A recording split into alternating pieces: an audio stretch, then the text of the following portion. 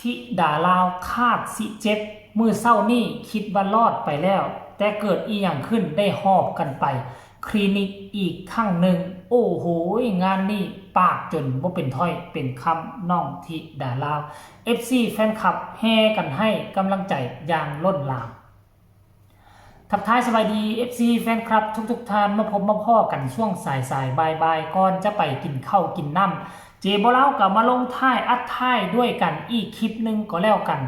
เป็นคลิปน้องทิดาลาวอีกแล้วมื้อเช้านี้พวกเขาก็เห็นแล้วว่าน้อง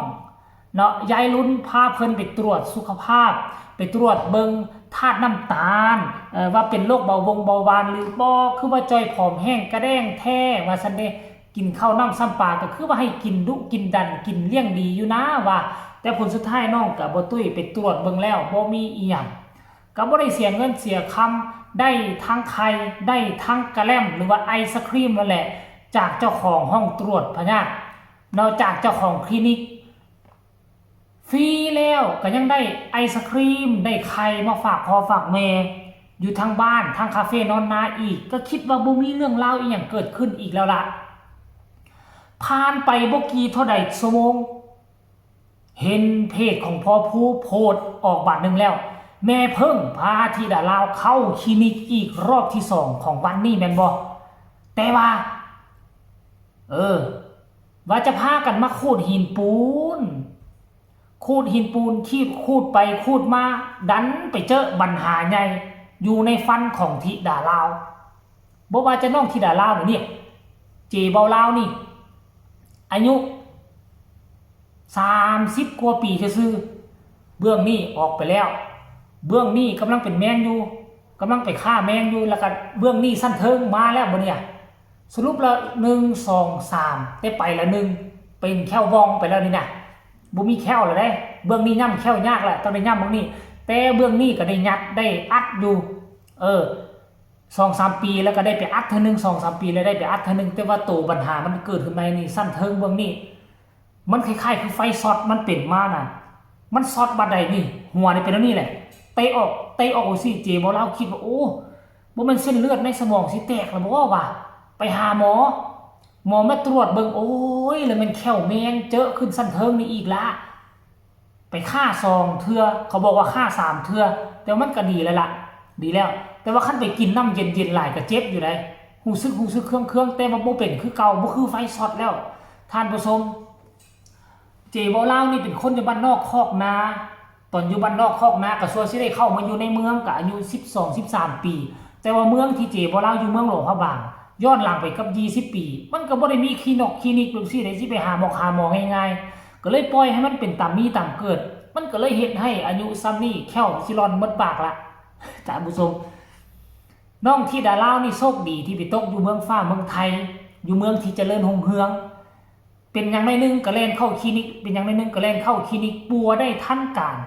สุขภาพก็คงจะบ่เลวร้ายคือเฮาใช้ชีวิตอยู่ทางฝั่งลาวดอกมั้ง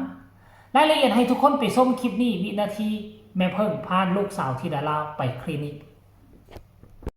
เขาฉีดยาชากี่อันคะฉีดยาชาครั้งเดียวมันไม่ได้เจ็บแต่หนูมันไม่หลายเขี้ยวนะก็ต้องรักษาลูกถ้าปล่อยไว้นานกว่านี้มันจะไปหมดปากทั้งฟันแท้ด้วยมันไปแล้วนะมันลามไปแล้วนั่นแหละมันจะลามต้องรีบรักษาตั้งแต่ตอนนี้เนี่ยอันนี้เป็นแค่ซ้อนด้วยอันใหญ่ๆเป็นแค่ซ้อนขึ้นไม่เพิ่งได้เข้าไปด้วยนะคะตอนหนูครับเดี๋ยวจะเดินเข้าไปอยู่เป็นเพื่อนไม่ต้องกลัวยันเนี่ยพาหมอลำมาหาหมอแขวค่ะมาเนี่ยแกคิดยังอยากหักเลยให้สิไปหักไงตอนกูทิ้นปูนอ่ะกันได้สิมันจะดังปี้มันก็จะเสียวฟันแต่ไม่ต้องดิ้นทำตัวสบายๆให้คุณหมอเอาออกให้ก็คิดซะว่าคุณหมอกำลังเอาฟันผุเอาหินปูนเอาคราบสกปรกออกจากฟันถ้าเอาออกแล้วฟันหนูก็จะสวยเวลายิ้มไม่เห็นจะมีหินปูนเลยก็เอาออกหมดแล้วแค่หนูแป๊บเดียวเองแม่ไม่ถึง5 นาทีหมดมันจะเป็นรูตรงนี้นะคะถ้าหนูหินปูนไม่เป็นรูงั้นอะไรนะก็งั้นคือได้ป้าว่าจะมาขูดหินปูนเฉยๆทำไมหมอหลกแค่หนูเนี่ยงักเลยฟันมันผุไงไม่ใช่ทาไม่ใช่ทาทั้งอักทาทั้งหน้าชาทั้งหน้าเลยไม่อยากค่ะ ใส่กระดูกเจ็บไหมวะเจ็บบ่ ไอ้ค่ะมึนๆอ่ะ มึน เฮ้อ ๆจังคักบาดนี่โอ้บ่มีแห้งเถียงหมู่แล้ววันนี้ปากชาหน้าชามัน ก็กำห้องเพิ่งคือเก่าอ่ะ ห้องเพลงนี่คือเก่าบ่ได้เป็นปัญหาบ่ เพราะมันเป็นฟันน้ำนมที่ผุนะคะผุมานานมากมันจะลามไปใส่ฟันแท้ค่ะก็เลยมาถอนออกนะคะ เดี๋ยวมีฟันแท้ที่ผุด้วยจะต้องไปทำที่โรงพยาบาลไปรักษารากฟันต่อยังจะได้ไปรักษาที่โรงพยาบาลต่อ เกิดแล้วคะ ไม่เจ็บค่ะฉีดยาชาเหมือนกัน คือฮะฮ่า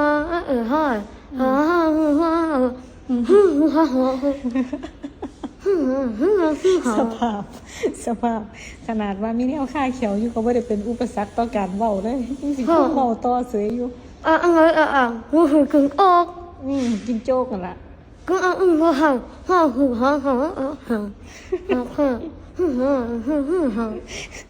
เห็นแล้วบอกออกจากคลินิกมาเป็นจังใดเว้าบ่หยุดบ่หย่อนแต่จับใจความบ่ได้ แม่เพิ่งทั้งสิหัวควันทั้งสิรู้ตนลูกสาวเจ็บก็เจ็บลูกสาวก็เทินเว้าบ่เซาบ่เป็นอุปสรรคต่อการเว้ามันต้องได้คาบเขาเอิ้นว่าคาบหยังคาบผ้าเนาะคาบสกอตคาบผ้าคาบสำลีบ่มันต้องได้ไปอุดไปอัดไว้มองที่เขาเจ้าลกเขาเจ้าก็ใส่ยามึนยาซ่าทายาให้แล้วแหละแต่ว่าก็อัดปะไว้ประมาณชั่วโมง2ชั่วโมงนี่น่าจะเอาออกได้ละมั้งเพราะว่ามันกันบ่ให้เลือดออกเด้ท่านผู้ชมกันบ่ให้เลือดออกอันนี้คือการเคลื่อนไหวล่าสุดที่ดาราคนเก่งปกติคันอายุซ้ำนี่โอ้ยบางคนห้องให้ไปได้ห้องให้พุ่นแหละเจบ่เราเคยเจอสภาพนี้แล้วก่อนที่จะเอาแข้วเล่มนึงออกมันบ่ธรรมดาแมนยูมันผุมันพังทั้งเทิงแต่ว่าบางคนเนี่ยหากฟันมันยังแน่นหนาคือของเจบ่เรานี่นะไปเฮ็ดอยู่คลินิกของพี่น้องของตนเองเลยญาติของตนเองนี่เอาครีมสแตนเลสมาดึงมันไม่ได้ออกเลยจนหัวเจบ่เราหลุดออกจากหมอนมันนี่แหละเวลาเขาดึงนี่งกขึ้นมาแล้วก็ดึงว่างโอ้ยจนญาติของเจบ่เราโอ้บ่ไหวอีตนบ่เฮ็ดบ่กล้าเฮ็ดให้ลูกน้องเพิ่นมาเฮ็ดลูกน้องเพิ่นก็ใส่ดึงแล้วจนหัวไปแล้วนี่แหละกลัวแข้วมันสิรอนออกนะโอ้ยตอนนั้นบ่รู้สึกเจ็บดอกบ่รู้สึกเจ็บใส่ยามึนเด้บาดกลับมาเฮือนนั่นที่ละมานอนได้ตื่นนึงป้าตอนกลางคืนมาทั้งห้องทั้งให้ตอนนั้นอายุ22ปีแล้วได้น้ำตาไหลออกมาเจ็บแถวนี้โอ้ยก็คาดว่าอยู่ทั้งฝั่งไทยเขาเจ้าสิมียาดีเนาะเอาออกเรียบร้อยแล้วก็จัดยาให้น้องที่ดาราก็คงจะบ่เจ็บบ่ปวดละมั้งมาติดตามอาการเบิ่งมื้อแรงนี่หรือว่ามื้ออื่นนี่อาการน้องที่ดาราสิเป็นแนวใดแต่ก็บ่เป็นหยังดอกFC แฟนคลับมีตั้งบักหลายๆล่างไหลกันเข้ามาคอมเมนต์ให้กำลังใจลูกสาวธิดาราของพ่อแม่ก็ให้หายดีหายไว้อย่าสุดเจ็บกันแล้วกันค่ำคืนนี้เนาะเอาคลิปนี้ฝากฟังเอาไว้ก่อนที่เจบ่เราจะไปกินข้าวเที่ยงฝากทุกคนกดไลค์กดแชร์กดติดตามไว้แน่เพื่อจะบ่พลาดคลิปดีๆแบบนี้ตลอดไปสบายดีบ๊ายบาย